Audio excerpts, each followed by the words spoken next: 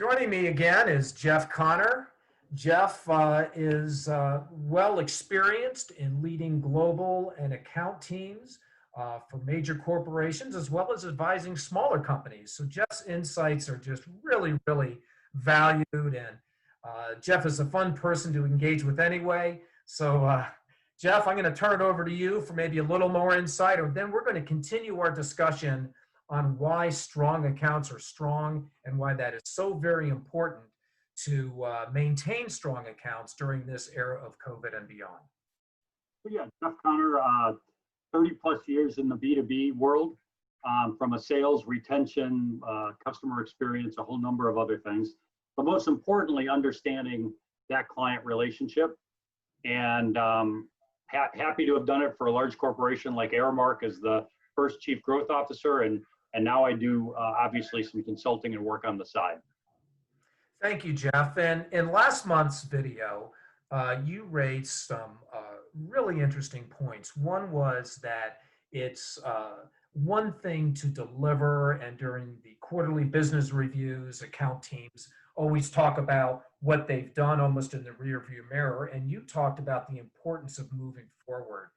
And I would like to bring in an issue that we see quite often, and that is, let's say you've got a 5-year contract and you have a statement of work that's 3 years in the past, and managing to those KPIs and other measurements against a statement of work that's 3 years old is not always relevant 3 years later, and the bar has changed, and that's when we find competitors coming in with fresh eyes and uncovering issues that you as a long-term provider have, just haven't really focused on.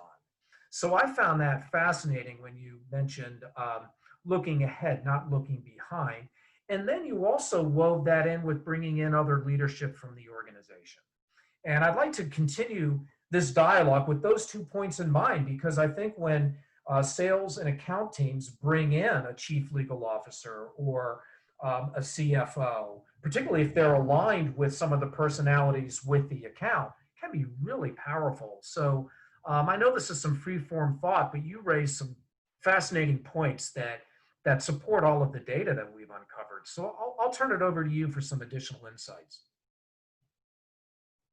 Yeah, I think just again, I talked about bringing folks in, and kind of the standard, if you will, is, oh, we're going to bring into the review our president, or, and that's all well and good. And again, it's just like your comment. For me, you can't not have a conversation about current performance and past performance. But you're right, it's a rearview mirror. The question for clients is, okay, what's in the headlights, right? And that would be the exact phrase that I would use.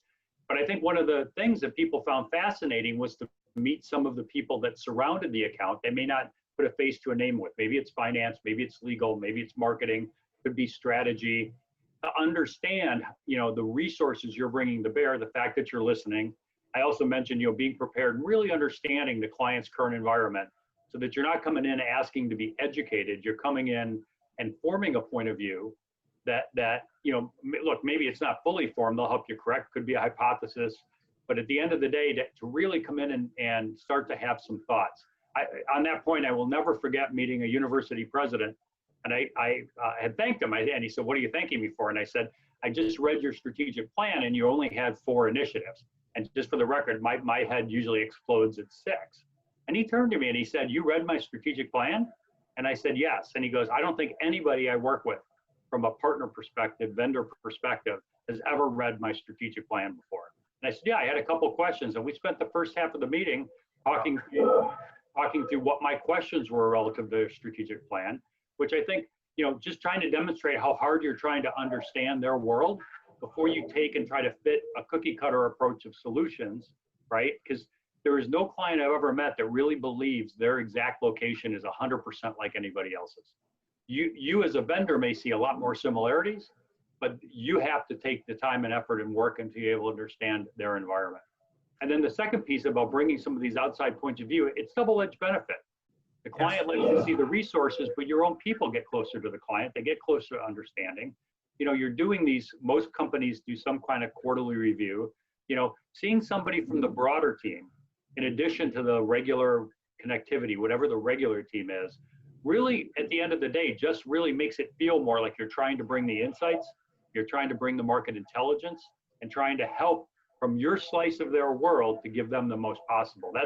That's the number one thing I had clients saying. I need to have access to everything Aramark's thinking about, even if it doesn't apply here today.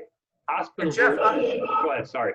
I would submit that exposing the corporate teams from Aramark in this example with the client is good for Aramark. I mean, I think it's always beneficial for other disciplines that are supporting the account and supporting the client-facing teams at all levels are exposed to the client and get to see what that side of the world is. Yeah, I think it takes a bit of the veil of mystery, right? Yep. Or the veil of, a little bit of removed, and it all gets kind of broken into simple bullets. Suddenly, a little bit of the complexity. This goes back to the days when everybody talked about relationships. And I think what we're talking about here is a definition of a proactive professional performance relationship. And I think, I'd like to think that we're great people and people would want to see me just because of I'm a great person and it's great to talk to me and have a relationship and all the rest of that. I'm not dismissing that as unimportant, but I don't think it's what clients really want. They want access to the insights, the experiences, the challenges, the brain power of the organization. And to do that, it can't just be one person. No, that's right. And Jeff, what I'm also hearing from you is you're not selling. You're not in there constantly selling to the client. You're in there trying to understand them and listen to them. And that's so important. Look, there's a time and place for both. Again, I led a large complex sales team. They were sellers, but we're starting to talk about an existing client. With the existing clients, at the end of the day, they want to understand what you bring to the table. They don't want to necessarily know the very next product.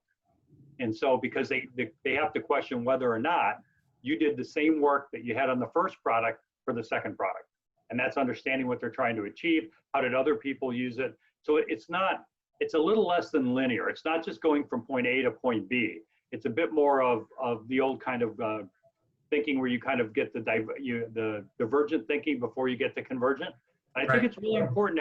It has to be framed up. You have to have a point of view. You don't go in empty. None of those things are what I'm describing here. I'm describing about a really thoughtful, informed business discussion that at the end of the day doesn't end or start with a deformed point of view. No, that's so insightful. And now we've spent 2 videos talking about strong accounts. And for next month, we're going to talk about stuff that's not so much fun. Jeff, thank you so much for joining us again. And we look forward to having you again visit with us next month.